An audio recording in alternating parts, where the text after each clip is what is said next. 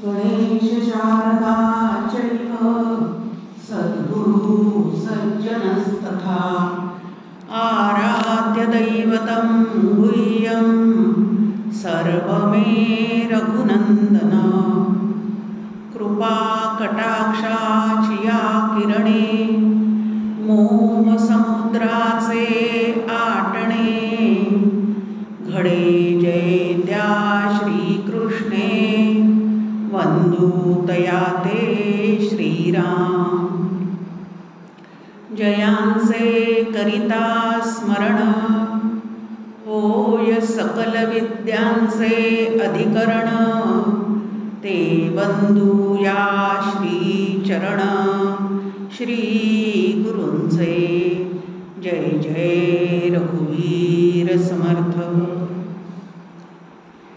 हरे राम राम राम हरे हरे हरे कृष्ण कृष्ण कृष्ण हरे हरे हरे राम राम राम हरे हरे हरे कृष्ण कृष्ण कृष्ण हरे हरे जय जय रघुवीर समर्थ. सभागृहाचं अधिष्ठान पांडुरंग, आद्य शंकराचार्य, आनंदयोगी परमपूज्य डॉक्टर काका आणि श्रद्धेय मंदाताई या सर्वांना मनपूर्वक वंदन करते.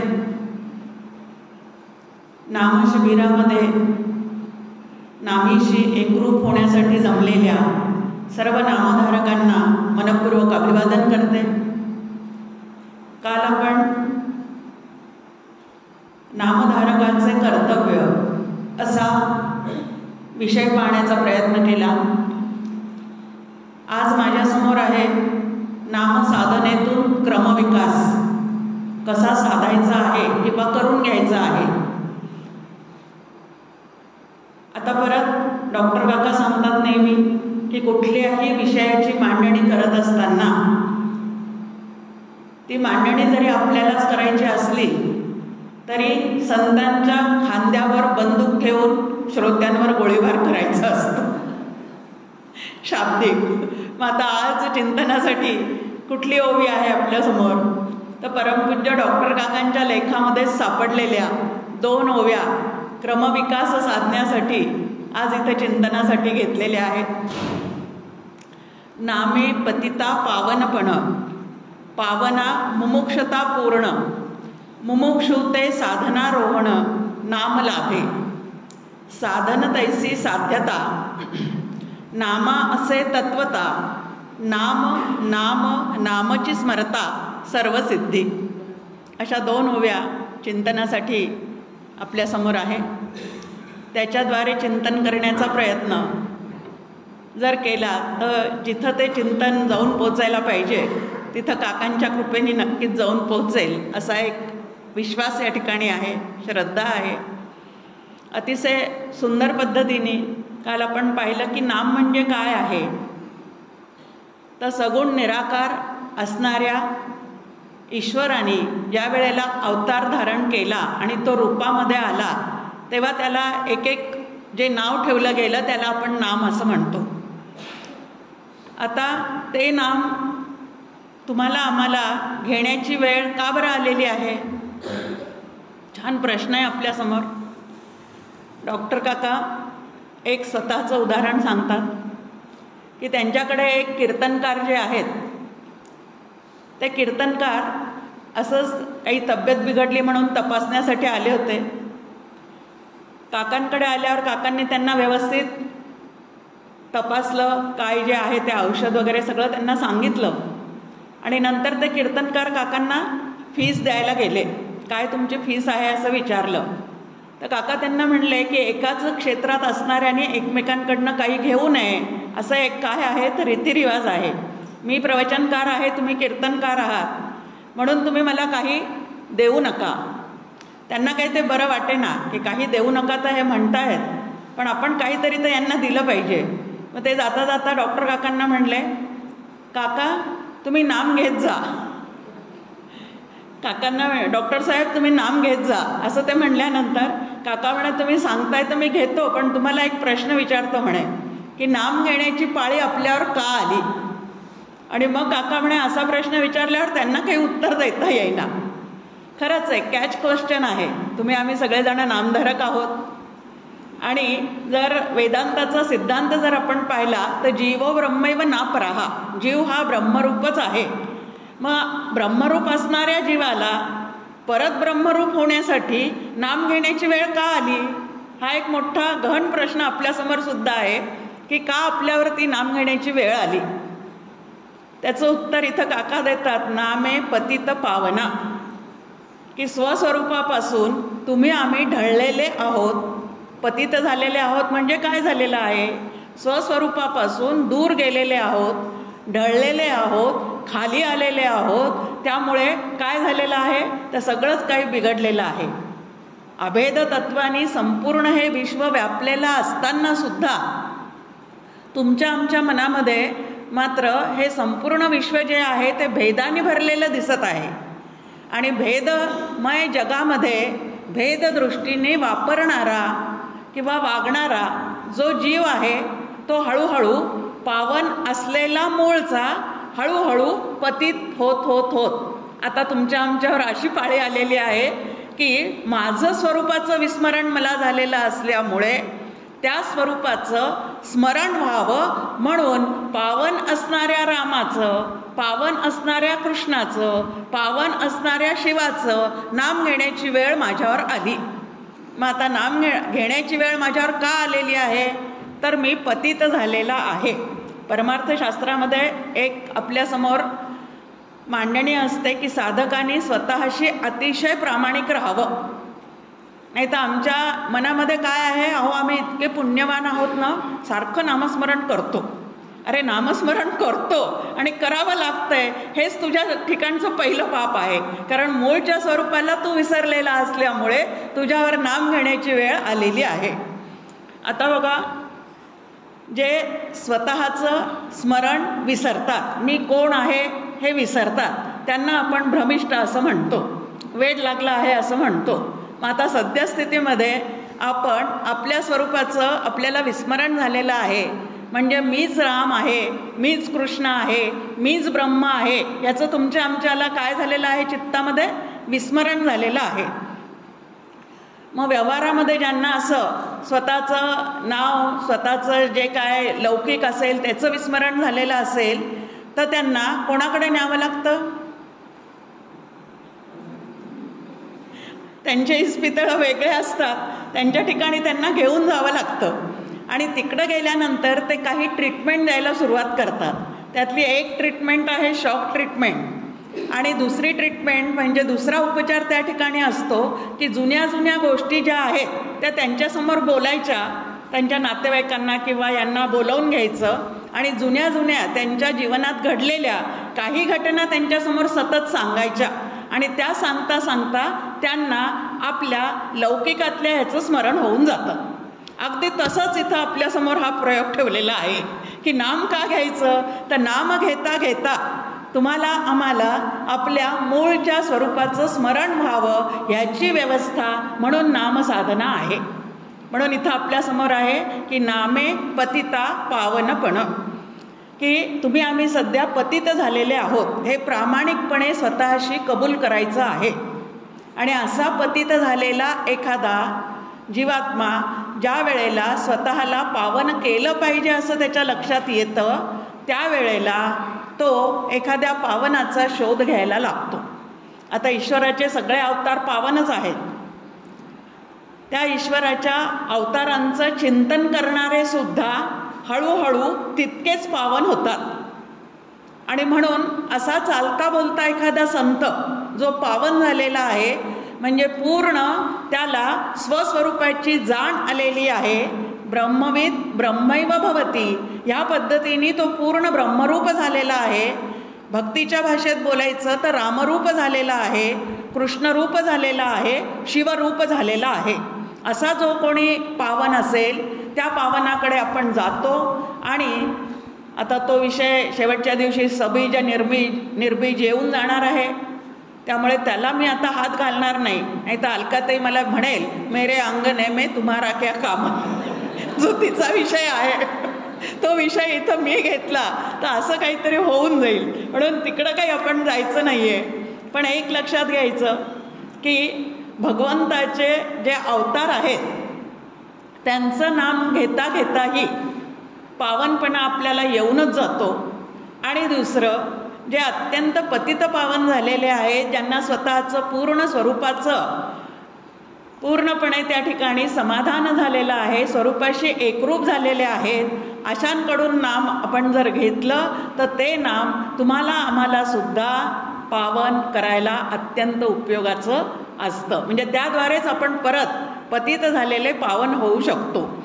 आता आपण पतित कसे आहोत त्याचा थोडासा विचार इथं केला पाहिजे.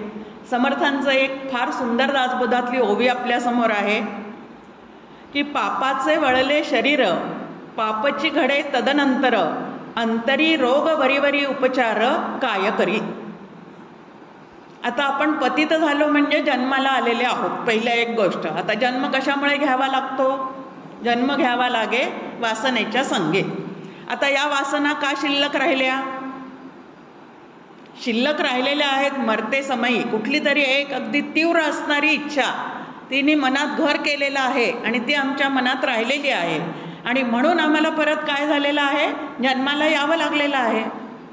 मग आता जन्माला आम्ही का आलो? तर दृश्य जगतातली कुठली तरी इच्छा तुमची आमची अपूर्ण राहिलेली आहे आणि ती अपूर्ण राहिलेली इच्छा तुम्हाला आम्हाला परत देहामध्ये घेऊन आलेली आहे. आता इच्छा अपूर्ण राहिली याचाच अर्थ पूर्ण काय आहे ते गेल्या जन्मी मला कळलेलं नाही. अपूर्ण कामी मन हे विटेना. जर गेल्याच जन्मी पूर्ण तत्व कुठलं आहे आणि ते तत्व कळून घेतलं असतं आणि मी पूर्णामध्ये पूर्ण मिसळून गेली असते तर वासना नावाची गोष्ट शिल्लकच राहिली नसती. पण ज्या अर्थी मला जन्म मिळालेला आहे त्या अर्थी कुठंतरी वासना माझ्या मनामध्ये शिल्लक आहे. ती वासना का शिल्लक आहे? तर आधीपासून मी देह आहे असा अभ्यास अनेक जन्मापासून माझा चाललेला आहे. दृश्य जग सत्य आहे असंही मला वाटत चाललेलं आहे आणि मी करता भोगता आहे ही सुद्धा माझ्या अंतःकरणामध्ये दृढ झालेली गाठ आहे. 3 आपल्यासमोर गोष्टी आहेत वासना शिल्लक राहणाऱ्या. कशामुळे वासना निर्माण होतात आणि कशामुळे त्या शिल्लक राहतात ह्या 3 गोष्टी आपल्यासमोर आहे. एक देह तादात्म्य आहे, दुसरं जगत सत्यत्व भ्रांती आहे आणि तिसरी कर्तृत्व भोक्तृत्व भ्रांती आहे. आता भ्रांती शब्दाचा अर्थ आहे भ्रम. भ्रम म्हणजे भास. भास म्हणजे वेडेपणा. जे जसं आहे तसं स्पष्टपणे न कळता त्याच्याऐवजी दुसरं काहीतरी दिसणं आणि जे दुसरं काही दिसत आहे त्याला आम्ही सत्य समजणं, याला भ्रम असं म्हणतात. आणि अशा भ्रमामध्ये कुठंतरी आम्ही अडकून पडलेले आहोत. त्यामुळे स्वस्वरूपाचं विस्मरण झालेलं आहे. आता त्या विस्मरणाचं स्मरणात रूपांतर करण्याचं कार्य करायचं सोडून परत दृश्य जगतामध्येच रममाण झालेला आहे आणि कुठंतरी गुंतून पडलेला आहे. मग कोण कुठं गुंतून पडतो याचं त्याने अभ्यास करायचा, याला होमवर्क म्हणतात. गुंतून पडण्याच्या अनेक जागा आहेत. कोण कुठं गुंतेल याचा नेम नाही. जडभरताची कथा आपल्यासमोर आहे, भागवताचार्य आपल्यासमोर आहेत. वारंवार ती कथा सांगितली जाते की अत्यंत साधक वृत्तीचे असणारे, सर्व तऱ्हेचा अभ्यास झालेले असे भरतसुद्धा एका हरणाच्या पिल्ल्यामध्ये अडकून पडले होते आणि त्यांना त्याच्यासाठी परत जन्म घ्यावे लागलेत. मग आता जन्म घ्यावा लागे वासनेच्या संगे कुठं ना कुठं तरी. भलेही आम्ही म्हणतो नाही हो देह तादात्म्य आमचं अजिबात गेलेलं आहे, आम्हाला आमच्या देहाविषयी काहीच वाटत नाही, आमच्या देहाविषयी काही वाटत नाही, हे थोडंसं आम्ही लक्षात घेतलं. पण इतर देहामध्ये आम्ही अडकलेले आहोत. कधी माहेरचे देह असतील, कधी सासरचे देह असतील. कोणाची अंतःकरण वृत्ती भावामध्ये अडकती, कोणाची अंतःकरण वृत्ती नातवामध्ये अडकती, कोणाची अंतःकरण वृत्ती संपत्तीमध्ये अडकते, कोणाची अंतःकरण वृत्ती घरामध्ये इतकी अडकते की शेवटी घरघर लागते. पाहतो आपण या सगळ्या गोष्टी की कुठं ना कुठं तरी अशी अंतःकरण वृत्ती पाळलेल्या कुत्र्यामध्ये अडकते, पाळलेल्या पोपटामध्ये अडकते, कुठं अडकत नाही असं विचारा. तुम्हाला आम्हाला प्रापंचिकांना ती कुठं अडकलेली नाही असं विचारा. आणि असा इतका गुंता त्या मनामध्ये झालेला आहे की त्या गुंतातून स्वतःची सोडवणूक करून नंतर मोकळ्या मनाने नामघोष करणं हे आम्हाला जमतच नाही आहे. आम्ही पतित का झालो किंवा आता पतिताचा पावन होण्याचा प्रयत्न करण्यासाठी आम्ही सगळ्यांनी नामसाधन करायला सुरुवात केलेली आहे, तरीसुद्धा आम्ही अजून पावन का बरं झालेले नाहीत किंवा होत नाही, इतका उशीर आम्हाला का लागतोय, त्याचंसुद्धा एक छान अभंग आपल्यासमोर समर्थांनी ठेवलेला आहे. समर्थ म्हणतात की पडोनी कुपा भितरी प्राणी नाना विचार करी, परी ते न घडे जववरी बाहेर न ये, तैसे मन हे गुंतले वासना विषयी नेले, वरी वरी नाम स्मरिले त्याचे कोण काज. क्रमविकास का होत नाही, आपला विकास का होत नाही, आपण पावन अजूनपर्यंत का होत नाही, त्याचं कारण इथं सांगितलेलं आहे की एखाद्या विहिरीमध्ये जर कोणी पडला असेल चुकून, तर विहिरीमध्ये पडलेला आहे, पोहता येत नाही, वर चढायला काही त्या ठिकाणी दुसरं काही साधन सापडत नाही आहे, त्याला विहिरीच्या फक्त भिंती दिसत आहेत, म्हणजे विहीर अवतीभोवती जे दिसतंय ते विहिरीची भिंत दिसते, खाली पाणी दिसतंय, अधूनमधून त्या भिंतीमध्ये उगवलेल्या कुठल्या कुठल्या झाडाच्या मुळ्या दिसते आहेत, कुठं पिंपळाचं झाड येतं, कुठं वडाचं झाड त्या ठिकाणी त्या भिंतीतून बाहेर येतं, ते पण सगळं त्याला दिसतं आहे. पाण्यातील जलचर त्याला दिसत आहेत, पण बाकीचं मोकळं आकाश, खुली हवा, स्वच्छ प्रकाश बाहेर येऊन हे सगळं जे त्याला मिळणार असतं ते मात्र इथून बाहेर पडल्याशिवाय त्याला त्या दुसऱ्या गोष्टीचा अनुभव येऊ शकतो का? आता त्याचा जर त्याला अनुभव घ्यायचा असेल, शुद्ध हवेचा अनुभव घ्यायचा, स्वच्छ प्रकाशाचा अनुभव घ्यायचा, मोकळ्या वातावरणाचा अनुभव घ्यायचा, तर त्याला त्या विहिरीतून काय करावं लागेल? आधी बाहेरच यावं लागेल. आणि आम्ही सगळेजण अशाच प्रपंचाच्या आसक्तीच्या विहिरीत पडलेले आहोत. इथं उपमा कशाला दिलेली आहे? विहिरीची उपमा जी आहे ती या संसाराला दिलेली आहे, प्रपंचाला दिलेली आहे. आणि त्यात पडलेले म्हणजे अखंड त्याचाच चिंतन करणारे आम्ही त्याच्यामध्ये अडकून पडलेले आहोत. आता आम्हाला सुद्धा वाटतं नाही हो, किती छान आहे हा परमार्थ, आम्हाला पण वाटतं की हा परमार्थ सगळा सिद्धीला जावा, आम्हाला पण संतांसारखे छान छान अनुभव यावेत, आनंदाचे डोई आनंद तरंग असा कधीतरी अनुभव आम्हाला सुद्धा यावा असं प्रत्येकाला वाटतं. कारण आनंदाच्या शोधासाठीच प्रत्येक गोष्ट तुमची आमची सुरू आहे. दुःख मिळावं म्हणून कधीच कोणी काही करत नाही, सुख मिळावं म्हणूनच प्रत्येकाचा प्रयत्न चाललेला आहे. पण सुख मीमांसा मात्र आम्ही कधी करत नाही. मीमांसा शब्दाचा अर्थ आहे शास्त्रशुद्ध पद्धतीने केलेला विचार, याला मीमांसा असं म्हणतात. आता तुम्हाला आम्हाला सगळ्यांना सुख हवं आहे. एकही जण इथं असा नाही किंवा जन्मल्यापासून तर मृत्यूपर्यंत माणसाचा जो शोध चाललेला आहे तो सुखाचाच चाललेला आहे. मग असं असून सुद्धा सुख सुख म्हणत आहे, दुःख ठाकून आले, अशी आमची फजिती का होते?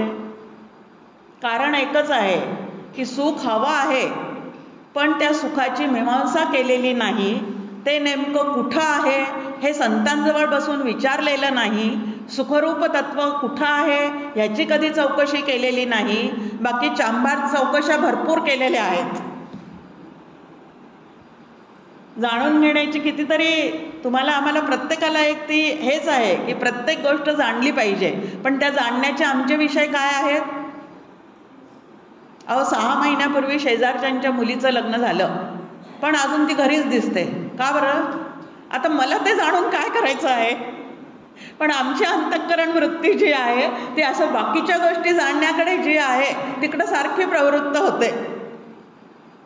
त्यांच्याकडे सगळे तर घरीच बसलेले दिसतात, पण सारख्या 6-6 महिन्याला ते गाडे बदलताना दिसतात. 4 व्हीलर ज्या आहेत त्या बदलताना दिसतात. एवढी संपत्ती त्यांच्याकडे कुठून आली? तुला त्याच्याशी काय घेणं देणं आहे? तू तुझ्या हिताचं काही पाहावं की नाही, पण ते सगळं सुटतं. आणि आमची अंतःकरण वृत्ती जी आहे ती नको त्या ठिकाणी नको त्या गोष्टी जाणण्यासाठी सतत काय होते तर प्रवृत्त होते. आणि सुखमीमांसा जी आहे ती तुमची आमची राहूनच जाते. आता सुखमीमांसा म्हणजे नेमकं काय, एक उदाहरण पाहू म्हणजे आपल्याला लक्षात येईल. अगदी सुरुवातीला ज्या वेळेला एखादा कार चालवायला शिकतो त्यावेळेला एकदम नवी कोरी गाडी घरात न आणता आधी सेकंड हँड गाडी काय करतो तर घेतो.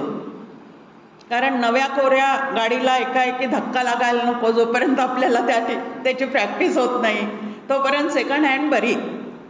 अशीच यांनी सुद्धा एकदा घेतली सेकंड हँड गाडी आणि नंतर 4-5 वर्ष त्या गाडीचा उपयोग झाल्यानंतर, वापरल्यानंतर, त्यांना ड्रायव्हिंगमध्ये सफाई आल्यानंतर एक दिवस मला म्हटलं की आता ही गाडी मी विकून टाकणार आहे आणि आपल्याला नवीन गाडी घ्यायची.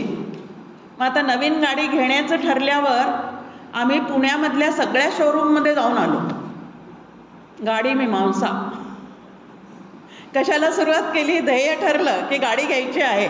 मग गाडी घ्यायची आहे तर मग अनेक शोरूममध्ये गेलो, कुठलं मॉडेल कधी निर्माण झालेलं आहे, कुठली गाडी किती आपल्याला ॲव्हरेज देते, कुठं नवीन नवीन काय काय आलेलं आहे, मग CNG परवडेल का डिझेलची परवडेल का पेट्रोलची परवडेल, हे सगळा विचार करताना नंतर एक विचार महत्त्वाचा असतो, खिशाला कुठली परवडेल. आता याला सुखमीमांसा म्हणतात की गाडी कुठली घ्यायची. गाडी घ्यायचं एकदा निश्चित झाल्यानंतर आम्ही 10 ठिकाणी हिंडून कुठे आहे, कशी आहे, कुठली परवडेल, काय नवीन नवीन आलेलं आहे, चालवायला कुठली सोपी पडेल, हे जसं सगळं व्यवस्थित त्या ठिकाणी आपण जाऊन सगळं विचारविनिमय करतो. जो जाणकार आहे त्याच्याशी त्या संदर्भामध्ये बोलतो, ज्याने कोणी ते मॉडेल आधी घेतलेलं असेल त्याचा अनुभव आपण विचारात घेतो की तुम्ही घेतलेली आहे, 4 वर्षापासून ही गाडी वापरताय, कशी आहे, व्यवस्थित आहे का, एवढं सगळं जाणून घेणं याला मीमांसा असं म्हणतात. मग तुम्हाला आम्हाला सुख हवं आहे तर मग सुखासंबंधीचा विचार करायला पाहिजे की नाही. ते नेमकं कुठं आहे, संतांना ते कसं प्राप्त झालेलं आहे. वास्तविक पाहता संत ज्या जगात राहतात ते जग आणि आम्ही ज्या जगात राहतो ते जग हे देवाने भिन्न केलेलं आहे का एकच आहे. ज्या जगात आम्ही राहतो त्याच जगात संतसुद्धा राहतात, पण संतांचा अनुभव आहे आनंदाचे डोही आनंद तरंग आणि आमचा अनुभव आहे रच्या पुढे ड. आता सुखसोयींनी युक्त असणाऱ्या फ्लॅटमध्ये आम्ही सगळेजण राहणारे इथले लोक आहोत.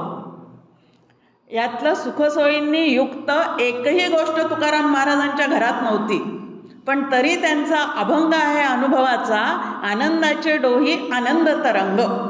आणि सुखसोयींनी युक्त असणारा आमच्या घरात आम्ही राहतो, पण सुख शोधण्यासाठी अजून बाहेर भटकतो. याचाच अर्थ आम्ही सुख मला नेमकं कुठं प्राप्त होईल की जे अखंड असेल, जे एकदा प्राप्त झाल्यानंतर सुखासाठी मला वणवण करावं लागणार नाही, असा जो शोध आहे तो घेणे याला परमार्थ साधना करणे असं म्हणतात. की आता तुम्हाला पाहिजे आहे ना ते अखंड सुख, अभंग सुख हवं आहे ना, मग ते कुठं नक्की प्राप्त होईल. मग आत्तापर्यंत दृश्य जगतामध्ये हे सुख मिळवण्यासाठी खूप हातपाय मारून झालेले आहेत. वस्तूंमध्ये मिळेल का, व्यक्तीमध्ये मिळेल का, लोकसंग्रहामध्ये मिळेल का. 2-2 कपाटं कपडे, पूर्वीच्या काळी एकच कपाट होतं कारण फक्त साड्याच वापरत होते. आता 2-2, 3-3 कपाटं पुरत नाही, कारण साड्यांचं वेगळं, पंजाबी ड्रेसचं वेगळं, स्विमिंगला जाण्याचे कपडे वेगळे, फिरायला जाण्याचे वेगळे कपडे, झोपायचे कपडे वेगळे. एक कपाट पुरत नाही. मग आता इतके कपडे घरात आणून मी पूर्ण सुखरूप झालेली आहे का.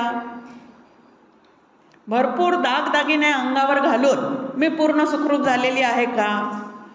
लग्नाकार्यामध्ये भरपूर दागिने आम्ही अंगावर घालतो आणि दिवसभर मिरवतो, पण दिवसभर जे अलंकार अंगावर घालून मी दिवसभर मिरवत आहे ते रात्री झोपताना मात्र मला नकोसे वाटतात. ते काढल्याशिवाय मला झोप येत नाही. बरं, ते काढल्यावर तरी शांत झोप येते का. ते घरात असेपर्यंत झोप येत नाही, लॉकरमध्ये जातात तेव्हा झोप येते. मग आता ते अलंकार मला सुख देतात का? साड्या मला सुख देतं का? व्यक्ती मला सुख देतात का? वस्तू मला सुख देतं का? असं स्वतःच्या मनाशी चिंतन करायचं की आजपर्यंत मी ह्याच्यासाठी खूप खटपट केलेली आहे. माहेरी पूर्ण सुख आहे का? सासरी पूर्ण सुख आहे का?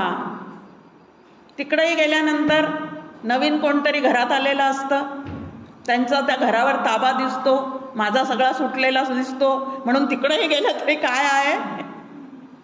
आता भाऊजाईच्या हातात घर गेलं म्हणून तिकडेही गेलं तरी सुख नाही, इकडं आल्यानंतर आता सुनेच्या हातात घर गेलं म्हणूनही सुख नाही. एकूण आम्हाला काय आहे, तर कुठेही जा अंतःकरणाला सुख नाहीच आहे. अपूर्ण कामी मन हे विटेना. समर्थांनी त्याचं उत्तर देऊन टाकलेलं आहे की हा प्रपंच तुम्ही कितीही पूर्ण करण्याचा प्रयत्न करा आणि पूर्ण सुख त्याच्यात शोधण्याचा प्रयत्न करा, पण स्वभावानेच जे अपूर्ण आहे ते तुम्हाला पूर्ण सुख कसं काय देऊ शकणार आहे? मग पूर्ण कोण आहे?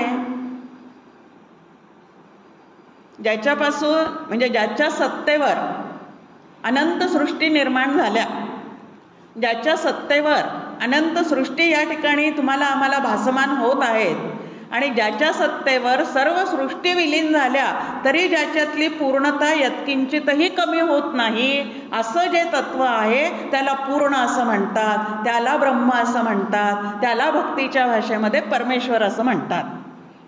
हे सारखं आपण लक्षात घ्यायचं.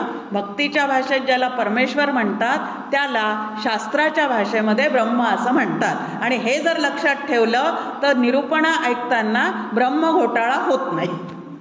नाही तर बापरे काय ब्रह्म माया सांगत बसतात, ते नको. अनुभव आहे बरं का, माझाही आहे, अलकाताईचाही तसाच अनुभव असेल. दासनवमीला वगैरे प्रवचनाच्या निमंत्रणं येतात, आले की आयोजक पहिल्यांदा फोनवरच सांगतात, ताई दासबोधातलं सोपं सोपं सांगा, ते माया ब्रह्म काही सांगू नका. आता दासबोधामध्ये समर्थांनी माया ब्रह्माशिवाय काही दुसरं सांगितलेलंच नाही हो. आणि तुम्हाला जर तेच ऐकायचं नसेल तर दासबोधामध्ये जे समर्थांनी ओवी आपल्या समोर ठेवली की सकळ साधनांचे फळ काय आहे, तर निर्गुण ब्रह्म अंतरी भिमणे. आणि ते जर आमच्या ठिकाणी व्हावं असं वाटत असेल तर दासबोधात जे जे आलेलं आहे ते आम्ही समजून घेतलं पाहिजे की नाही. पण आम्ही सुरुवातच कुठून आहे आमची, सोपं सोपं सांगा, माया नको आणि ब्रह्मही नको. पण या दोन गोष्टी समजून घेतल्याशिवाय परमार्थामध्ये ब्रह्म म्हणजे काय, ईश्वर म्हणजे काय, जग म्हणजे काय, माया म्हणजे काय आणि जीव म्हणजे काय, या 5 गोष्टींचा उहापोह व्यवस्थित केल्याशिवाय परमार्थातला एकही ग्रंथ आपल्याला समजणे शक्य नाही. आणि तेच अवघड आहे म्हणून मी जर सोडून देत असेल तर कितीही पारायण माझे ज्ञानेश्वरीचे झालेले असतील किंवा दासबोधाचे झालेले असतील तरी सुद्धा जे फळ मला ते दासबोध किंवा ज्ञानेश्वरी देऊ शकते ते फळ घेण्याचा अधिकार मीच माझा वाढवलेला नसेल तर मग मला काय त्याचा उपयोग होणार आहे. मग बाहेरचे लोक आम्हाला विचारतात की अहो कित्येक वर्षापासून तुम्ही शिबिराला जाताय, कित्येक वर्षापासून तुमचं दासबोध ज्ञानेश्वरीचं पारायण चाललेलं आहे, पण छोटं काही घरात एखादी घटना घडली तरीसुद्धा तुम्हाला खूप क्लेश होतात, त्याच्यापेक्षा आम्ही बरे ना, आम्ही हेही करत नाही आणि तुमच्या इतकं कुठल्या गोष्टीचं दुःखही करत नाही. समाजाचं आपल्यावर खूप लक्ष असतं, विशेषतः वेगळ्या वाटेने जाताना जे दिसतात त्यांच्यावर समाजाचं खूप लक्ष असतं. जे कधीच दासबोध ज्ञानेश्वरी वाचत नाही त्यांना कोणी हा प्रश्न विचारणार नाही, पण इतके इतके वर्ष त्याला जाऊनही तुमच्या अंतःकरणातलं दुःख कमी होत नाही. काल आपण एक पाहिलंय की नामधारकाचं एक कर्तव्य आहे सत्संगतीत राहणे, संतांकडनं ग्रंथ समजून घेणे. माझ्याच परिवारातली एक भगिनी आहे, कौटुंबिक परिवारातली, आणि तिचे सासरे दासबोध अभ्यास मंडळाच्या अध्यक्ष कितीतरी वर्ष होते. उपासना घरात चालवायचे, दासबोधाचे पारायण चालायचे, सगळं काही व्यवस्थित, अगदी खूप छान आयोजन करायचे, खूप छान सगळं त्यांनी ते कित्येक वर्ष सांभाळलेलं आहे. पण त्यांची पत्नी ज्या वेळेला गेली त्यावेळेला ते इतके शोकाकुल झाले की मग माझ्या त्या बहिणीने मला फोन करून विचारलं, अगं इतके वर्ष ते हे सगळं सांभाळतायत, समर्थांची उपासना करतायत, दासबोध वाचतायत, मग पत्नी गेल्यानंतर एवढं दुःख का त्यांना झालेलं आहे? म्हटलं अगं दासबोध वाचलेला आहे पण समजून घेतलेला नाही. वाचलेला आहे, पारायण केलेलं आहे, उपासना चाललेल्या आहेत. डॉक्टर काका नेहमी म्हणतात की भराभर संध्याकाळची उपासना करायची म्हणून आम्ही भराभर करुणाष्टक म्हणतो, रामनामावली म्हणतो, सगळं करतो.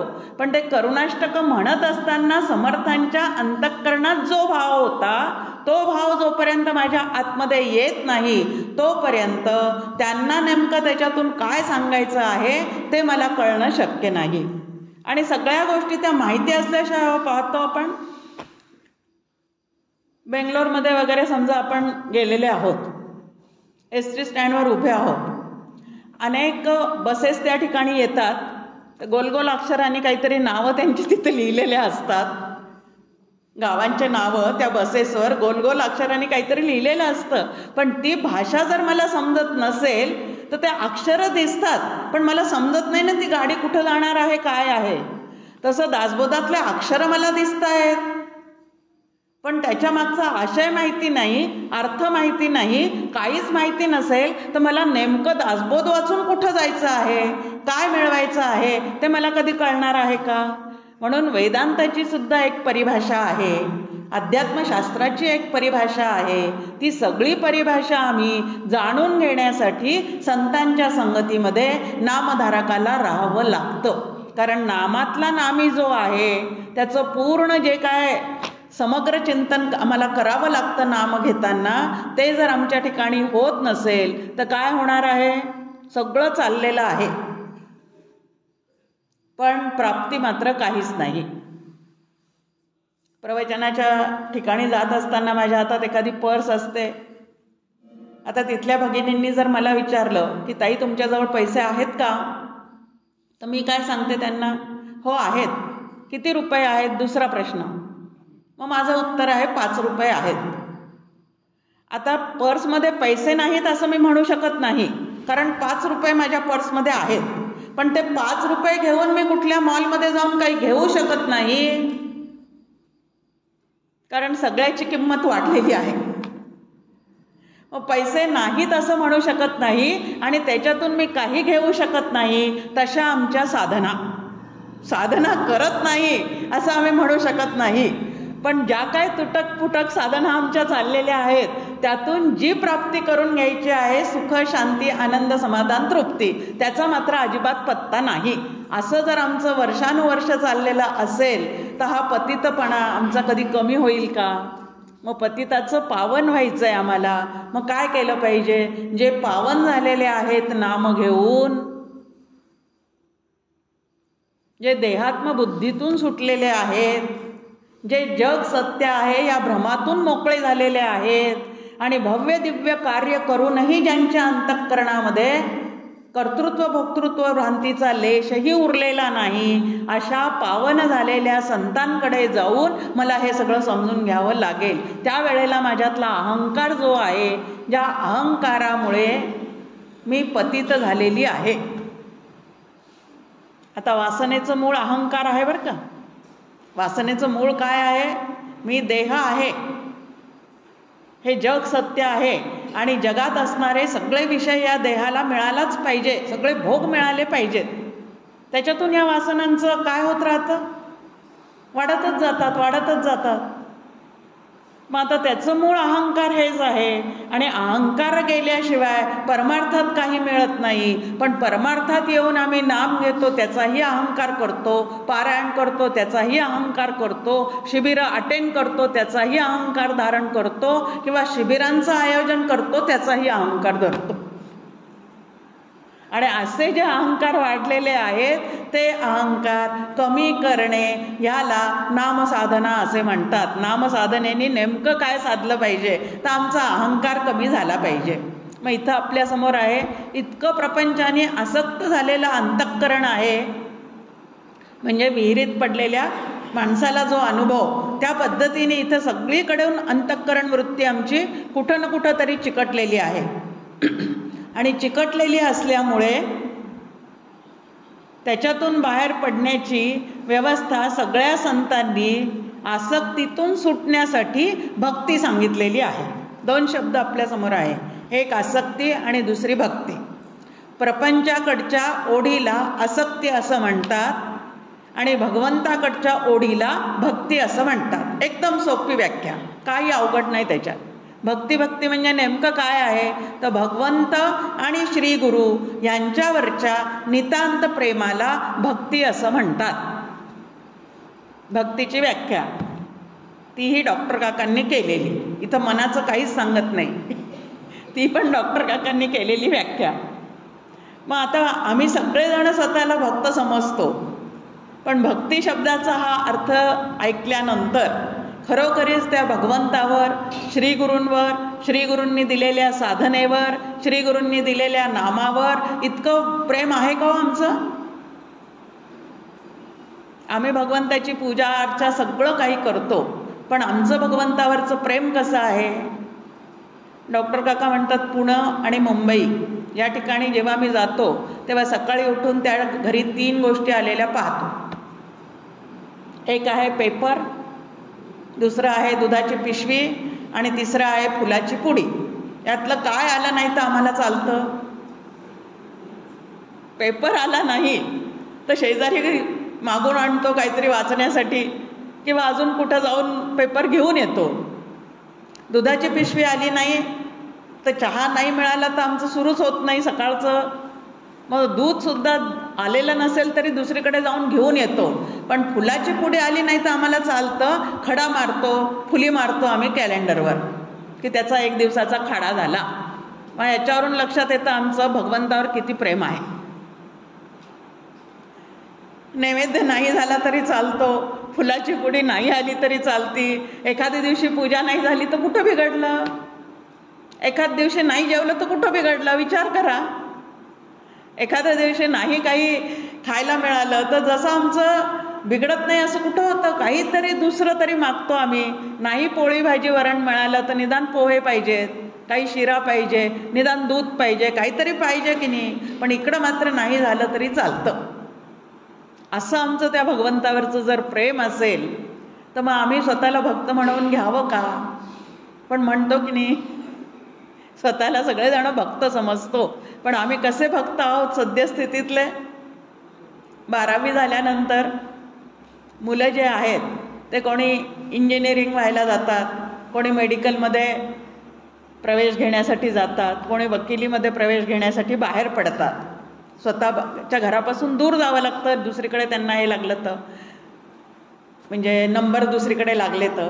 मग असे मुलं ज्या वेळेला प्रवेश घेतलेले मुलं, कोणी इंजिनिअरिंगला घेतलेलं आहे, कोणी मेडिकलला घेतलेलं आहे, असे मुलं दसरा दिवाळीच्या वेळेला ज्या वेळेला घरी येतात त्यावेळेला ते दारात दिसल्या बैठकीत असणारा जो कोणी आहे तो घरात आत असणाऱ्या बायकोला आवाज देऊन काय सांगतो? अगं इंजिनियर आले बरं का, अगं डॉक्टर साहेब आले बरं का. आता त्यांनी नुसता प्रवेश घेतलेला आहे, अजून पूर्ण डॉक्टर व्हायला किंवा पूर्ण इंजिनियर व्हायला त्यांना किती अवकाश आहे? 5 वर्षाचा तरी अवकाश आहे. तरीसुद्धा आपण त्यांना काय म्हणतो?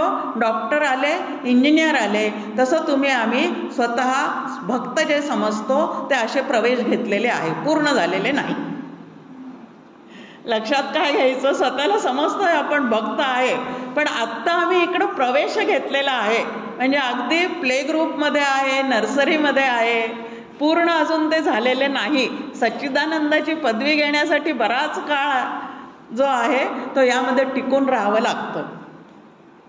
आता ह्याच्यातून मला बाहेर पडायचं आहे तर पावन जो आहे त्याच्याकडे जावं लागतं. मग आता पावन जो आहे तो कसा असतो? तो पुण्यवान असतो. आता पुण्यवान असतो म्हणजे काय आहे?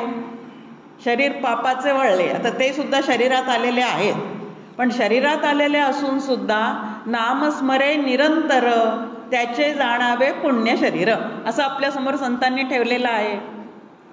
मग देहात्मबुद्धी सोडून जो नामस्मरणामध्ये अखंड रंगलेला आहे असा जो कोणी आहे त्याला पावन असं म्हणतात. मग ते शरीर पुण्य होतं. देहात असताना मी देह नाही असा ज्याचा पूर्ण निश्चय झालेला आहे त्याला पुण्यात्मा असं म्हणतात. आता ते पुण्यवान आहेत. कशामुळे? तर अत्यंत पाप पुण्याच्या पलीकडे असणारा जो परमात्मा आहे त्या परमात्म्याशी एकरूप झालेले आहेत आणि म्हणून ते आपापविद्ध पाप पुण्या पलीकडे गेलेले असे पुण्यात्मे असे ते संत असतात. सदा स्वरूपानुसंधान हे साधूचे लक्षण. समर्थांनी त्याचं वर्णन करून ठेवले. हे पुण्यात्मे जे असतात त्यांना अनुसंधान कशाचं आहे? सतत स्वरूपाचं भान आहे. मी रामाचा आहे, राम माझा आहे, मीच राम आहे. क्रमविकास विषय काय चाललेला आहे आपला? नामधारकांनी नाम घेता घेता त्याचा क्रमविकास झाला पाहिजे. सुरुवातीला नाम घेणारा मी वेगळा, पण जो कोणी मी वेगळा आहे तो मी देहाचा नाही, प्रपंचाचा नाही, तर रामाचा आहे. त्याच्यानंतर राम माझा आहे. आता बाकी सर्व गोष्टींना माझं माझं म्हणून इतकं कुरवाळतो, पण जे माझं आराध्य दैवत आहे त्याला खरोखरीच माझा समजतो का? खूप मोठा प्रश्न आहे आपल्यासमोर. वेणास्वामींचा अभंग आहे, बंध विमोचन राम माझा, बंध विमोचन राम. कोणाला माझा म्हटलेला आहे तिने? रामाला माझं म्हटलेलं आहे. ईशसृष्टीत असणारा राम जीवसृष्टीत आणून ठेवणे याला साधना असं म्हणतात. आणि जीवसृष्टीत असणाऱ्या सर्व नातेसंबंधांना ईशसृष्टीत विलीन करणे ह्याला साधना म्हणतात. 2 प्रकारच्या साधना आहेत. पण घरी जाऊन कोणालाही सांगायचं नाही आम्ही प्रापंचिक साधक आहोत की तुम्हाला ईशसृष्टीत विलीन केलंय असं बोलायचं नाही. घरी जाऊन घरी गेल्यावर मात्र अहो तुमच्यामुळे प्रपंच आहे असंच बोलायचं, म्हणजे प्रपंच सुखाचा होतो. पण आतमध्ये मात्र माझा एका रामाशिवाय दुसरा कोणीही नाही. कृष्ण माझी माता, कृष्ण माझा पिता, कृष्ण माझा चुलता. आपल्यासमोर अभंगच आहे. त्वमेव माता पिता त्वमेव फक्त म्हणण्यापुरतंच आहे. तसा भाव आहे का आज झालेला? उभं राहिलं की श्लोक ठोकला म्हटला मोकळं झालं. बाकी तसा भाव माझ्या चित्तात आहे की नाही गुरुविषयी किंवा आराध्य दैवतेविषयी ते मात्र आम्ही कधी तपासून पाहत नाही. मग सदा स्वरूपानुसंधान. आता इथं स्वरूपानुसंधान असं म्हटलेलं असलं तरी सदा रामानुसंधान असं भक्तीच्या भाषेत बोलायचं. ज्याच्या चित्तात सदा रामानुसंधान आहे, ज्याच्या चित्तात सदा कृष्णानुसंधान आहे ते पुण्य शरीर आहे, ते पावन शरीर आहे. मग त्यांचं एक लक्षण आहे सदा स्वरूपानुसंधान. नंतर एक लक्षण ठेवलेलं आहे की देह धारण केलेला असूनही, म्हणजे देहात आलेला असूनही देह तादात्म्यातून पूर्णपणे सुटलेला. समर्थांची एक अतिशय सुंदर ओवी आपल्यासमोर आहे. देह देऊळ आत्मा देव, कोठे धरू जाता भाव, देव ओळखून जीव तेथेची लावावा. किती सुंदर साधना सांगितली की देह जो आहे तो देवळासारखा आहे, आत्मा जो आहे तो देवासारखा आहे.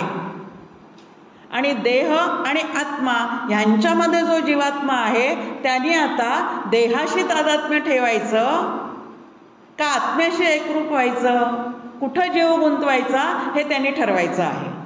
आता देहाच्या ठिकाणी गुंतवणूक केलेली असेल तर पुनरपि जननम पुनरपि मरणम ह्याच्यातून आमची सुटका नाही. आणि आत्मानुसंधानात आमचं अंतःकरण रंगलेलं असेल तर त्याच्याशी तादात्म्य किंवा ऐक्य पावता पावता ते आम्ही कधी होऊन जातो हे लक्षातही येत नाही. आणि मग त्या ठिकाणी जन्ममरणाला पूर्णविराम मिळालेला असतो.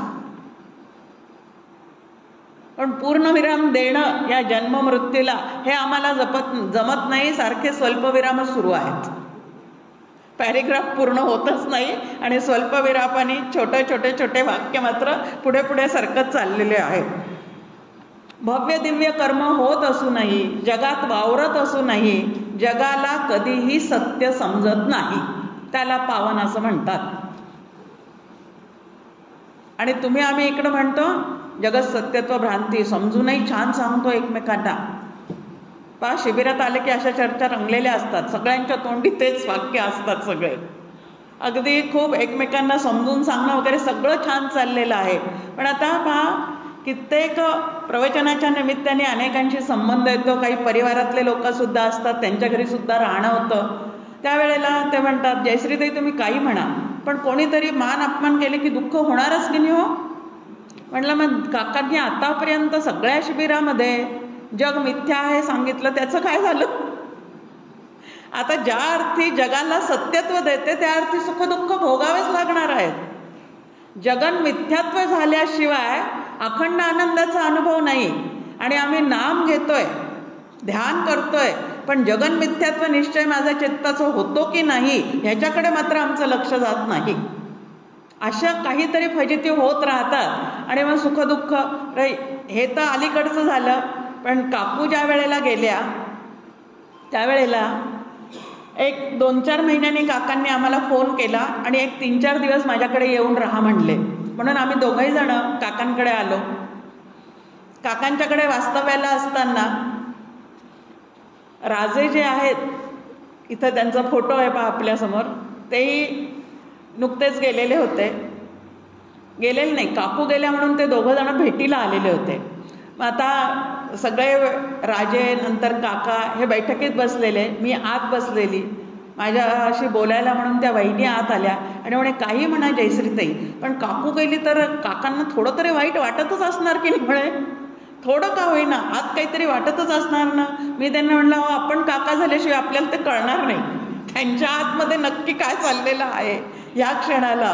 तर आपण काका झाल्याशिवाय आपल्याला कळणार नाही. आपण आपल्या कल्पनेतूनच आपल्या श्रीगुरूंकडे, आपण ज्या भूमिकेवर असतो त्याच्यावरूनच आपण आपल्या भगवंताकडे किंवा याच्याकडे सगळ्याकडे पाहत राहतो.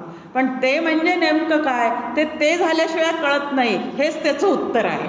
ते वेळी जे का होय तया नाम सुख, असं समर्थ आहे. ज्ञानेश्वर माऊलींनी सुखाची व्याख्या केलेली आहे. किंबहुना सोये जीवा आत्मयाची लाहे, ते वेळी जे का होय तया नाव सुख. म्हणजे ते सुख कसं आहे? अरे म्हणजे तू ते होऊन पहा. 3 गोष्टी आपल्यासमोर आहे. एक आहे शास्त्रप्रचिती, दुसरी आहे गुरुप्रचिती, तिसरी आहे आत्मप्रचिती. शास्त्र आम्हाला सांगतं गूळ गोड आहे. शास्त्राने काय सांगितलं? गूळ गोड आहे. श्री गुरु आम्हाला सांगतात तो गोड गूळ हाच आहे. 2 वाक्य आपल्यासमोर आलेत. आता शास्त्राचं सांगणं गूळ गोड आहे, श्री गुरूंचं सांगणं तो गोड गूळ हाच आहे. आता दोन्ही वाक्य मी ऐकलेले आहेत, पण गुळाची गोडी मला कळलेली आहे का? ती केव्हा कळेल मला? चिमूटभर त्यातला गूळ ज्या वेळेला मी माझ्या जिभेवर ठेवेल तेव्हाच त्याची चव मला कळणार आहे की नाही. तसं साधना सांगितलेल्या आहेत, या साधनेतून तू तिथपर्यंत पोहोचशील असंही श्री गुरूंनी आम्हाला सांगितलेलं आहे. पण त्या साधनेतून तिथपर्यंत पोहोचण्यासाठी जेवढा अधिकार कमवावा लागतो आणि स्वतः अनुभूती घ्यावी लागते. कारण ब्रह्म असू दे किंवा राम असू दे, तो असा काही त्यांच्या खिशात नसतो. श्री गुरूंच्या ये बाबा आता प्रसाद देतो तुला, काढला खिशातून आणि हातात दिला, असा तो पदार्थ नाही आहे. निराकार आहे, तो पदार्थ रूप नाहीच आहे. त्यामुळे तो खिशातून काढून देऊ शकणार नाही. पण ते प्राप्त होण्यासाठी जेवढ्या युक्त्या असतात, जेवढ्या साधना असतात, जेवढे विचार असतात, तेवढे सगळे आपल्याला दिलखुलासपणे मांडून ते आपल्याला सांगतात. कितीदाही विचारा, कंटाळा करत नाही. आपलेच मुलं आहे, एक प्रश्न 2दा विचारला तर आपण म्हणतो 3दा काय सांगायला लावतो, कळत नाही का तुला? पण असा शब्द श्रीगुरूंच्या मुखातून कधीही निघत नाही. जितक्या वेळेला तुम्ही म्हणाल तितक्या वेळेला परत जगन मिथ्या म्हणजे काय ते समजून सांगतात. पण त्यांनी समजून सांगितलं, पण मी तसा जर विचारच कधी केला नाही तर ब्रह्म सत्य आहे हेही कधी कळणार नाही आणि जग मिथ्या आहे हेही कधी कळणार नाही. आणि या 2 गोष्टी न कळाल्यामुळे जीवो ब्रह्मैव पराचा असूनही अनुभव नाही. सद्यस्थितीमध्ये सुद्धा आम्ही सगळे ब्रह्मरूपच आहोत. कारण सिद्धांतच तो आहे, जीव ब्रह्मरूप आहे, हाच सिद्धांत आहे. मग ब्रह्मरूप असूनही मी ब्रह्मरूप नाही असं जे मला वाटत चाललेलं आहे तेवढं आवरण दूर करण्याचं काम जे आहे ते श्री गुरूंना करावं लागतं. पण त्याच्यासाठी सुद्धा मला त्यांच्या तिथपर्यंत जाऊन पोचावं लागतं आणि त्यांनी दिलेल्या साधना ज्या आहेत त्या कराव्या लागतात. नंतर पावन होणार असणारे लोक जे काय आहेत, धर्मस्थापनेचे नर ते ईश्वराचे अवतार. पुण्यवान, पावन शब्द चाललाय आपला. नामे पतित पावन, पतित झालेल्याला पावन करण्याचं सामर्थ्य कोणाच्या अंगात असतं, तर जे धर्मस्थापनेचे नर ते ईश्वराचे अवतार. मग हे सगळे संतसुद्धा ईश्वराचे काय आहेत, अवतार आहेत. कारण स्वरूप धर्माची स्थापना करण्यासाठी ते त्या ठिकाणी आलेले असतात. मग त्यांचं एक कार्य आहे ते धर्मकार्य करणारे आहेत. पण धर्मकार्य करणारे ते आहेत, त्यांचा मी शिष्य आहे आणि माझ्या धर्मावर विश्वास नाही, जुळेल का कुठं काही.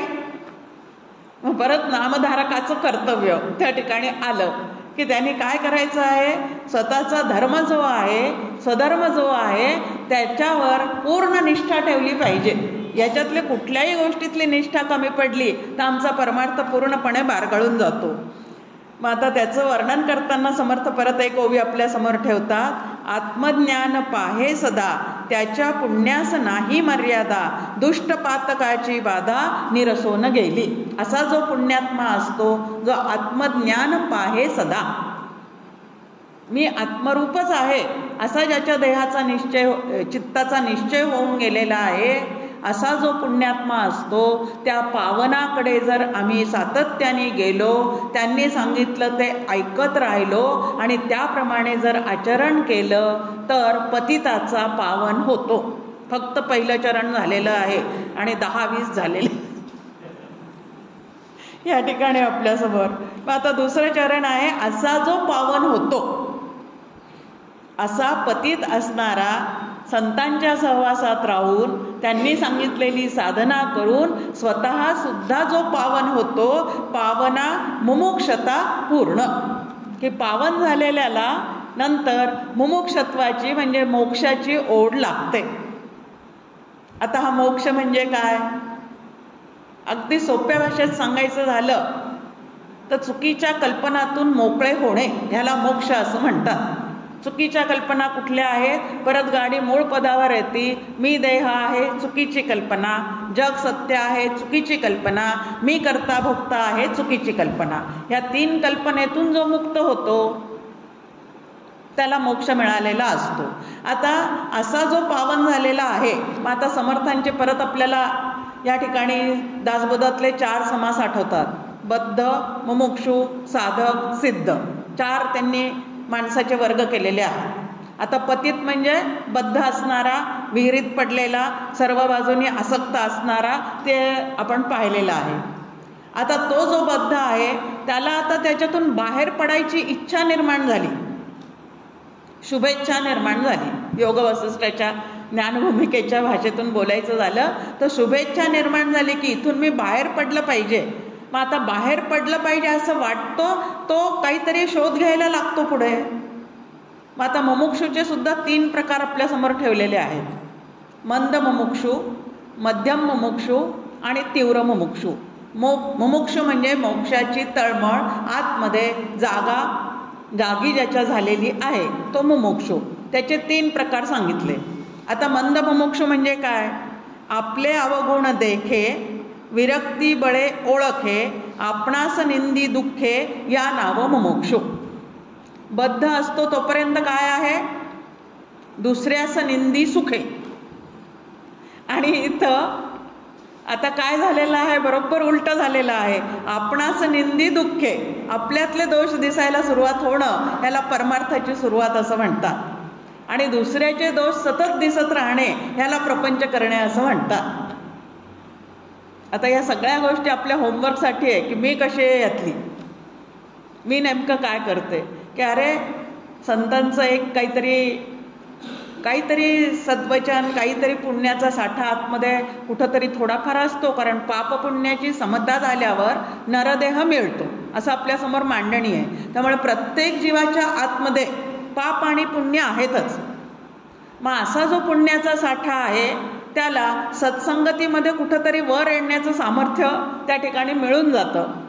आणि ते मिळाल्यानंतर अरे आपण आजपर्यंत कधी संतांकडे गेलो नाही, देवाची भक्ती मनापासून केली नाही, नुसता प्रपंच ऐके प्रपंच एवढंच करत राहिलो, हे कुठंतरी आपल्या नरदेहात आल्यानंतर चुकलेलं आहे असं ज्याला आतमध्ये थोडंफार वाटायला सुरुवात होते त्याला मंद मुमुक्षु असं म्हटलेलं आहे. प्रत्यक्षात चळवळ करत नाहीये हा, पण आतल्या आत चुळबुळ सुरू झालेली आहे. आतल्या आत त्याच्यात चुळबुळ सुरू झालेली आहे की कुठंतरी काहीतरी गणित चुकलेले आहेत, जे करायला पाहिजे ते नरदेहात येऊन आपण केलेलं नाही असं ज्याला स्वतःच्या जीवनाचा पश्चाताप व्हायला सुरुवात होते त्याला अनुदिनी अनुतापे तापलो रामराया ह्या पद्धतीने आतमध्ये काहीतरी विचार सुरू होतात, त्याला मंद मुमुक्षु म्हटलेला आहे. हाच विचार नंतर पुढे घेऊन जाण्यासाठी जो कार्यरत होतो त्याला काय म्हटलेलं आहे, तर ज्याचे थोरपण लाजे, जो परमार्थ कारणे झिजे, संतापायी विश्वास उपजे, या नाव मुमुक्षु. आता इथं रूपांतर चुळबुळीचं चळवळीत झालेलं आहे, त्याला मध्यम मुमुक्षु म्हटलेलं आहे की नाही आता संतांकडे गेलं पाहिजे, थोडंफार तरी एखाद्या ग्रंथाचं वाचन केलं पाहिजे, मनापासून देवाचं काहीतरी केलं पाहिजे आणि प्रत्यक्षात स्वतःच्या मनाने न करता संतांचा आधार घेतला पाहिजे असं ज्याला वाटायला सुरुवात होते तो मध्यम मुमुक्षु झाला. आणि पुढे म्हटले अंकित स्वार्थ सांडून प्रपंचाचा, हव्यास धरिला परमार्थाचा, अंकित होईन सज्जनाचा, म्हणे तो मुमुक्षु. याला तीव्र मुमुक्षु म्हटलेलं आहे. इथं प्रपंचाची आसक्ती गळूनच पडलेली आहे की आजपर्यंत एवढं याच्यासाठी मी झिजलो. काका 3 वाक्य ठेवतात आपल्यासमोर, हाडाची काडं केली, जीवाचं रान केलं, रक्ताचं पाणी केलं, तरी या प्रपंचातून मला सुख मिळालं नाही असं ज्याच्या लक्षात येतं तो आता सुखासाठी प्रपंचाकडे बघतच नाही की नाही आता आपल्याला जे सुख प्राप्त करून घ्यायचं आहे ते संतांकडे मिळेल असं वाटून ज्याच्या चित्तातला प्रपंचाविषयीच्या भावना गौण होतात आणि परमार्थ मुख्यत्वाने करायचा विचार ज्याच्या मनामध्ये प्रगट होतो आणि तो त्या पद्धतीने करायला लागतो त्याला इथं तीव्र मुमुक्षु म्हटलेलं आहे. आता 3 प्रकार आपण ऐकले, या 3 प्रकारामध्ये मी कुठे आहे ह्याचा शोध कोणी घ्यायचा आहे. ऐकले 3 प्रकार, ऐकून दुसऱ्यालाही सांगितलंय, पुढे काय झालं, हे सगळं माझ्यासाठी चाललेलं आहे ना, मग मी ते काय केलं पाहिजे, मला तपासलं पाहिजे की या 3 मुमुक्षुच्या प्रकारामध्ये मी कुठं आहे. दोन्ही डगरीवर हात ठेवण्याचा प्रयत्न आहे तोपर्यंत मी मध्यम मुमुक्षु, हेही सोडवत नाही तेही धरवत नाही असं काहीतरी चाललेलं आहे, तोपर्यंत काही खरं नाही.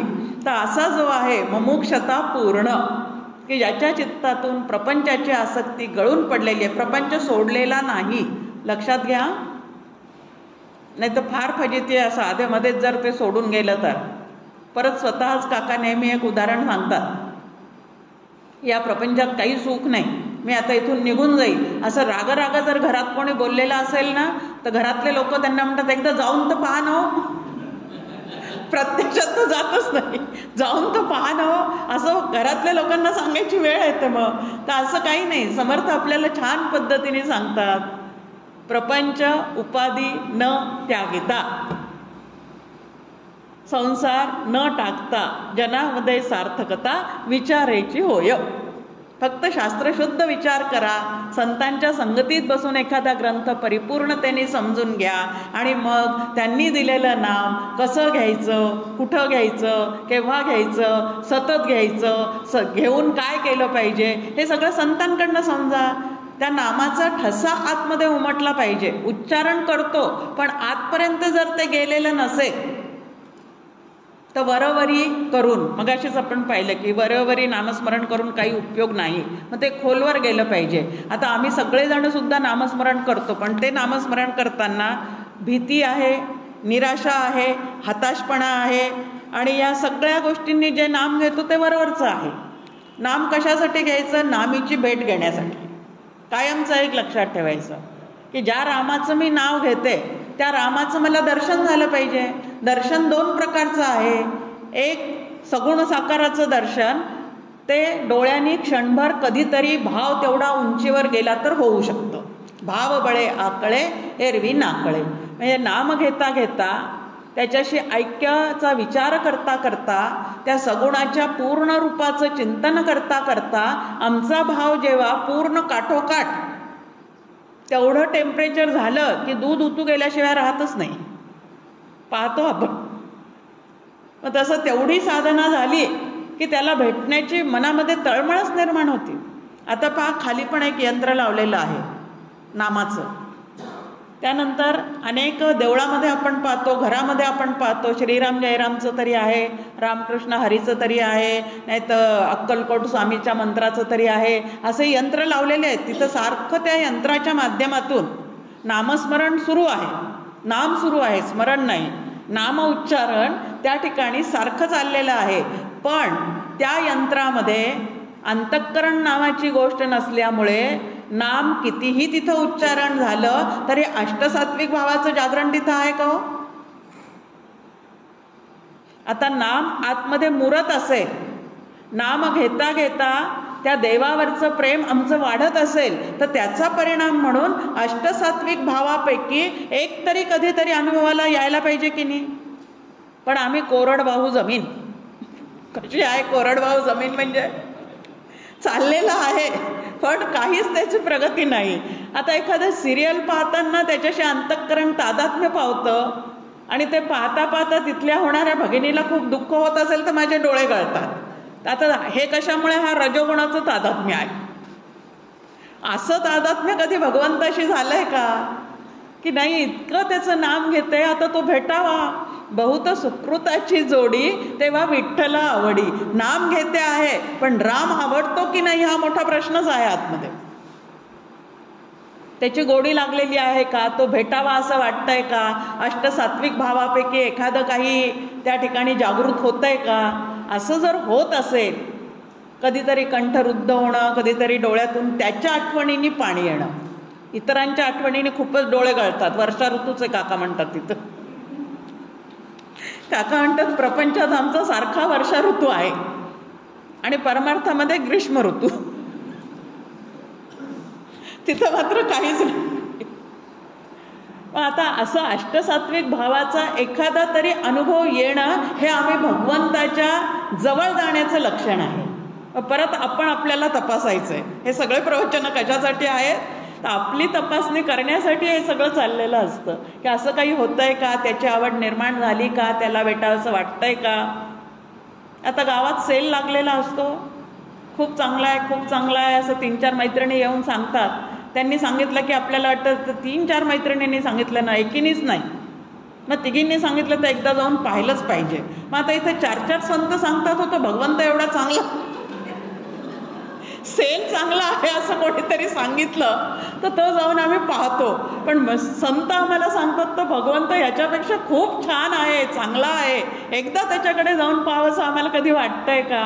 तर आम्हाला काही ते होतच नाही. कित्येक वर्षापासून चाललेलं आहे पण अजून काही असे भाव त्याच्याविषयी जर जागृत होत नसेल तर कुठंतरी काहीतरी आमचं चुकत आहे. कारण नामाचा एक परिणाम आहे, नामामृत म्हटलेलं आहे. गोडी चढती वाढती भक्तीची लागली गेली पाहिजे त्या ठिकाणी. अमृत शब्दाचा एक अर्थ आहे गोडी, नामामृत गोडी असंच म्हटलेलं आहे त्याला. मग आता नाम घेता घेता त्या भगवंताविषयीचं भावाचं जागरण की तो आहे, तो अनेकांना भेटलेला आहे.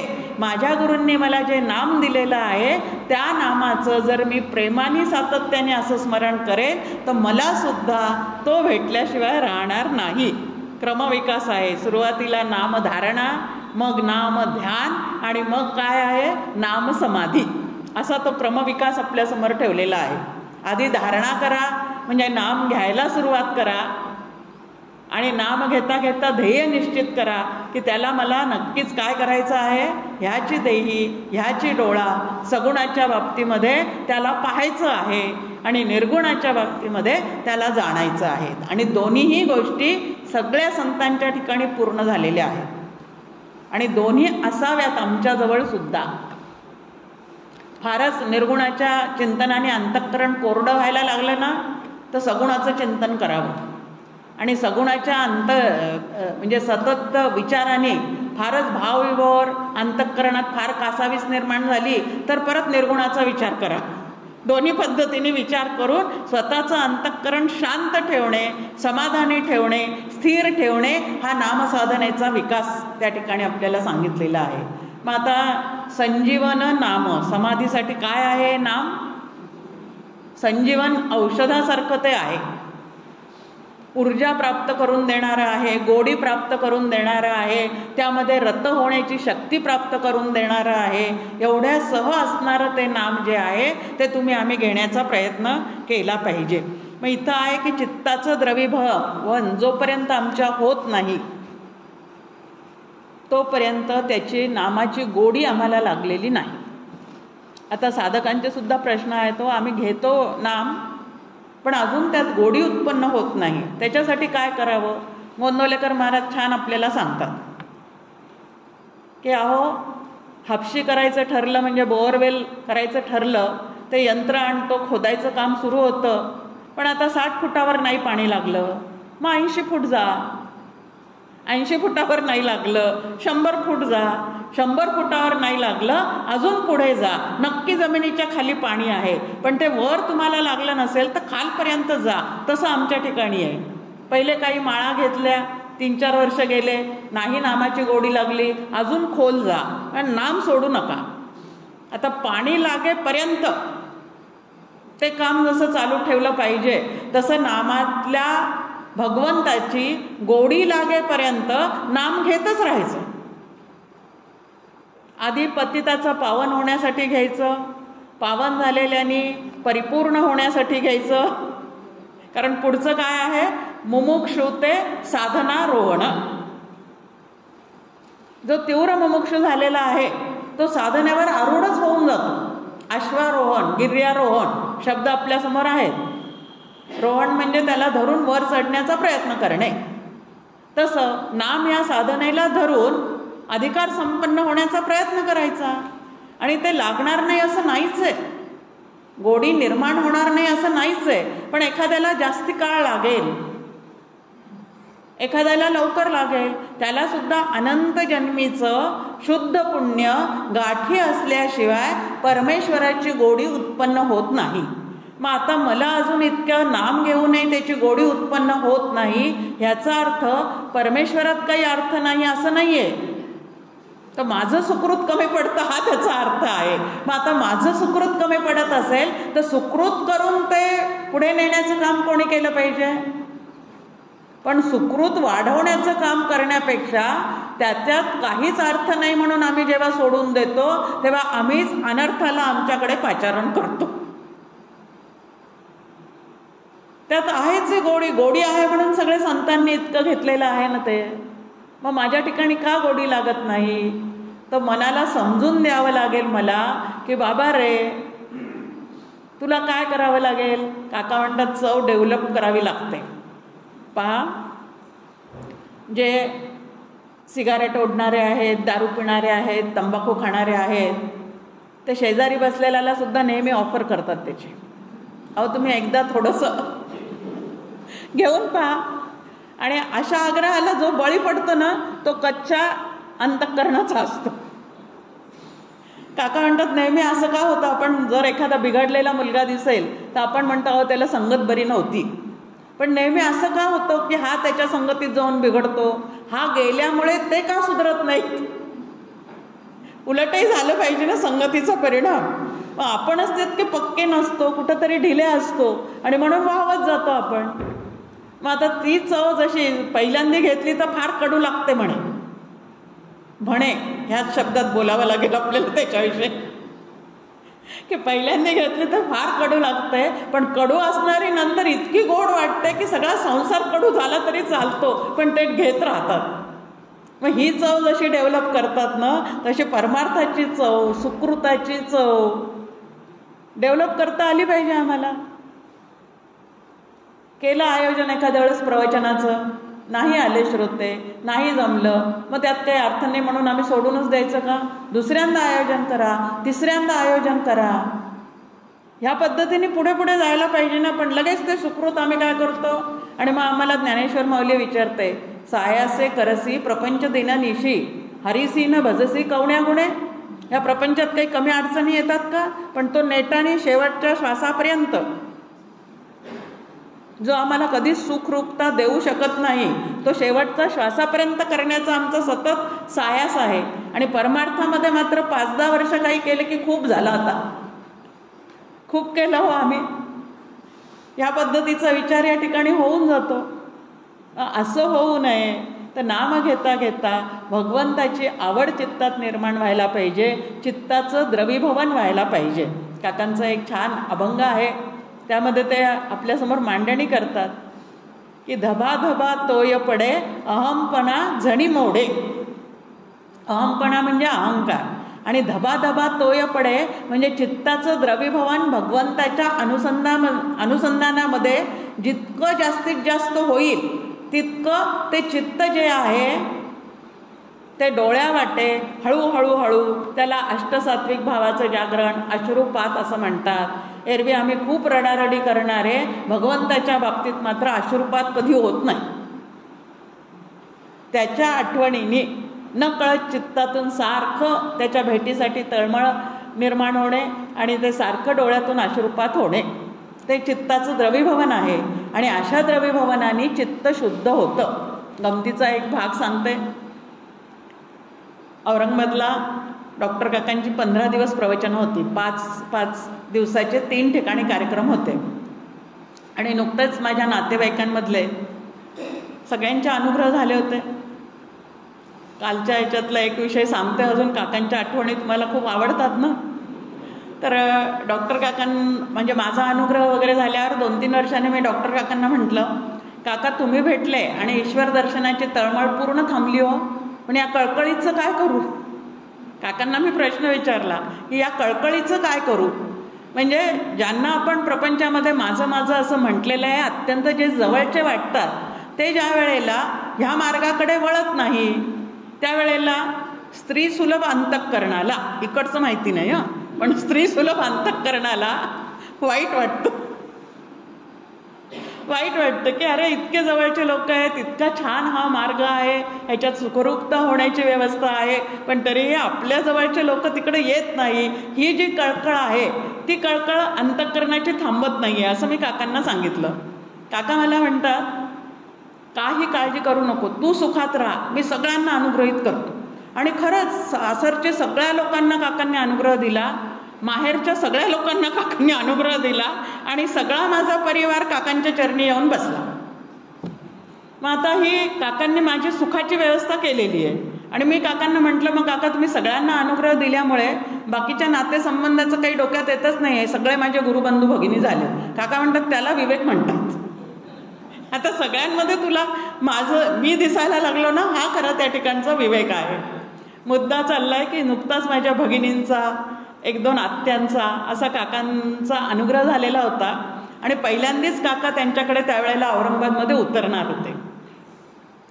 आणि मग 5-5 दिवस ते 3 ठिकाणचे कार्यक्रम, एकेका बहिणीकडे एखाद्या आत्याकडे असे काका 5-5 दिवस राहिले. आम्ही दोघंही त्यावेळेला त्या ठिकाणी गेलेले होतो. आणि गेल्यानंतर आम्हाला नगरला एक काकांचा कार्यक्रम होता, आमच्या मुलीकडे तिने ठेवलेला. तर औरंगाबादून काकांना नगरला घेऊन जायचं होतं. या सगळ्यांना पहिल्यांदाच एवढा सत्संग मिळाला, काकांचा सहवास मिळाला. आणि काका निघताना धबाधबा तोय पडे त्यांचं सुरू झालं तिथं. माझ्या ज्या बहिणी आहेत, आत्या आहे, त्यांना खूपच त्या ठिकाणी अश्रुपात व्हायला सुरुवात झाली की नकळत त्यांचे डोळे सारखे गळायला लागले. काकांना नमस्कार वगैरे केला. काका यांना म्हणे की तुझी चावी दे म्हणे गाडीची माझ्याकडे, आता मी गाडी चालवतो, तुम्ही दोघं बसा म्हणे मागे, नगरला जायचं आहे ना आपल्याला. मग यांनी काकांच्या हातात चावी दिली. काका ड्रायव्हिंग सीटवर बसले. थोडंसं आम्ही गावाच्या बाहेर पडलो आणि सुंदर शिळ वाजवत काका गाडी चालवायला लागले. आणि माझ्या मनात आलं, म्हणलं काय हा कठोर माणूस आहे, ते निघाले म्हणून ते सगळेजण धबाधबा तोय पडे तिथं सुरू झालेला आहे आणि हे शिळ वाजवत गाडी चालवायला लागले. म्हणलं मी काकांना म्हणलं, अहो काका तिकडे किती अश्रुपात चाललेला होता आणि तुम्ही शिळ वाजवायला लागले. काका म्हणे अगं तो सत्वगुणाचा परिणाम आहे, ते माझ्यासाठी विचार काही रडणं बिडणं नसतं म्हणत आहे, सत्वगुण जागृत होतो म्हणे असं संत संगतीत राहिल्यानंतर, आणि त्याचा तो परिणाम असतो. हे इतक्या स्वच्छ छान कल्पना, माझ्यासाठी रडतायत वगैरे असं काही नाही, किती स्पष्ट आहे त्या ठिकाणी. हा सत्वगुणाचा परिणाम आहे. मुद्दा आपला चाललेला आहे संत संगतीमध्ये अहंकार लीन होतो आणि त्या ठिकाणी असा धबाधबा तोय पडे, म्हणजे चित्ताचं द्रवीभवन जे आहे ते झालं की अंतःकरण शुद्धीची त्या ठिकाणी व्यवस्था होते. मग नाम घेता घेता किंवा एखाद्या संतांच्या सहवासात असल्यानंतर आम्हाला तसं होतंय का हे तपासण्याचं काम कोणी करायचं आहे? फक्त धबाधबा तोय पड्या एवढाच एक अष्टसात्विक भाव नाही लक्षात ठेवायचा. कोणाला शहारे येणं, रोमांच उभे राहणे, कोणाचा कंठरुद्ध होणे, कोणाला खूप बोलायचं असून बोलताच न येणे, अशा 8 प्रकार आपल्यासमोर त्यांनी दिलेले आहे. कंप पावणे, त्यातला कुठल्याही एखाद्या प्रकाराचा अनुभव कधीतरी जर आला असेल किंवा येत असेल तर भगवत प्राप्तीसाठी जे संवेदनशील अंतःकरण लागतं ते त्या ठिकाणी असतं. आता मान अपमान झाले की लगेच डोळ्यातून पाणी येतं, ती संवेदनशीलता प्रपंचाशी निगडीत आहे. आणि भगवंतासाठी, संतांसाठी त्यांच्या सहवासात असताना अशा गोष्टी ज्या वेळेला घडतात तेव्हा ती संवेदनशीलता ह्या प्रांतातली असते. आणि नामसिद्धीला जाण्यापर्यंत, म्हणजे नामीचं दर्शन होईपर्यंत या सगळ्या गोष्टींची आम्हाला अंतःकरणाला गरज असते. मुमुक्षते साधनारोहण नाम लाभे. नंतर पुढच्या ओळीमध्ये काका म्हणतात की इतर साधनं कशी आहेत? साध्य वेगळं आणि साधन वेगळं, साधक वेगळं, असं इतर ठिकाणी 3 त्रिपुटी राहतेच. पण नाम हे साधन इतकं असं आहे की नामाला अवतारच म्हटलंय ना गोंदवलेकर महाराजांनी. ज्या क्षणी नाम त्या क्षणी त्याची नामची भेटच आहे. हो, थोडासा विचार करू आपण की हे साधन, साधक, साधन आणि सिद्धता जी काय किंवा साध्य त्याला प्राप्त झालेलं आहे. आता नामधारक नाम कोणाच्या सत्तेवर घेतो? चैतन्याच्या सत्तेवर घेतो की नाही? ते चैतन्यच आतमध्ये नसेल तर नामधारक नाम घेऊ शकेल का? नाही घेऊ शकत. मग जेव्हा मी नाम घेतो तेव्हा चैतन्याची सत्ता तिथं आहे, ती चैतन्याची सत्ता म्हणजेच ब्रह्म आहे. मग ते ब्रह्म तिथं आहे की नाही? आहे की नाही? बरं, जो नाम देणारा आहे तो कोणाच्या सत्तेवर आम्हाला नाम देतो? त्याच्या ठिकाणी पण चैतन्याची सत्ता आहेच की नाही? मग चैतन्याच्या सत्तेवर नाम देणारा नाम देतो, चैतन्याच्या सत्तेवर नामधारक नाम घेतो आणि चैतन्याची सत्ताच त्या नामसाधकाला पुढे पुढे घेऊन जात असते. आता भावनेचा विकाससुद्धा त्याच्या सत्तेवर होतो की नाही? हा क्रमविकास जो आम्हाला सांगितलेला आहे तोही त्याच्या सत्तेवर होतो. मग चैतन्य नाही अशी कुठली गोष्ट आहे का? आम्ही डोळ्यांनी रूप पाहतो तेव्हा चैतन्याची सत्ता आहे, कानाने शब्द ऐकतो तेव्हा चैतन्याची सत्ता आहे, आम्ही प्रवचन करतो तेव्हा चैतन्याची सत्ता आहे, तुम्ही ऐकता तेव्हा चैतन्याची सत्ता आहे. मग चैतन्य नाही असं कुठं नाहीच आहे हो आमच्या जीवनात, तरी आम्ही म्हणतो आम्हाला ते ब्रह्म भेटलेलं नाही. हाच तर ब्रह्म घोटाळा आहे.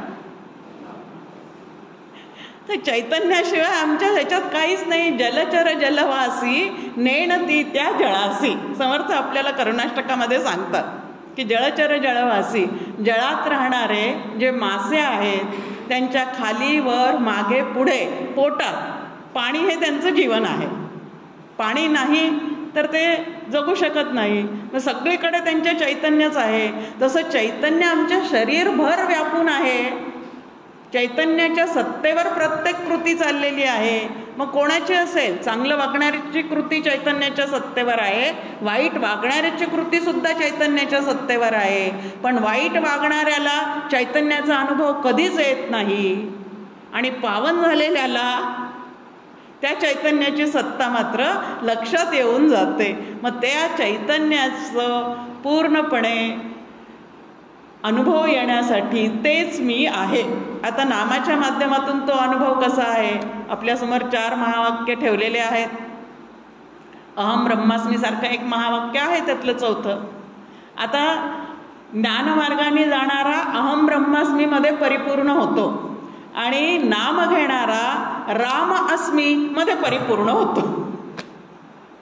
ज्याचं नाम मी घेते तो राम आणि मी एकच आहे, कारण तोही ब्रह्मरूप आहे आणि मी सुद्धा कसा आहे तर ब्रह्मरूपच आहे.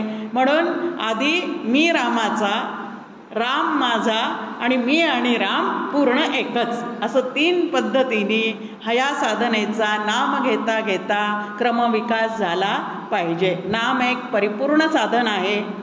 नामातला नामी म्हणजे ब्रह्म आहे आणि त्या ब्रह्माची अनुभूती येणं. मग राम म्हणा, कृष्ण म्हणा, हरी म्हणा, शिव म्हणा, काही म्हणा, पण शिवोहम अस्मी, राम मी असणे किंवा कृष्ण मी आहे असं समजणे, तसंच ब्रह्म मी आहे असं समजणे. एक भक्तीच्या भाषेत आहे, एक शास्त्राच्या भाषेत आहे.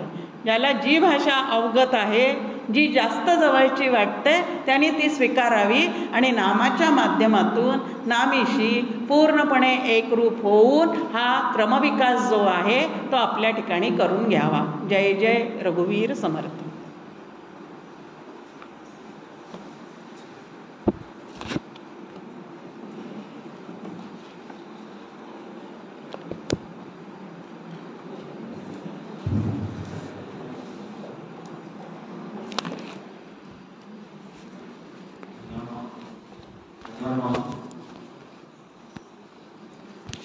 स्वरूपात ज्ञानापासून वर्तित झालेले आपण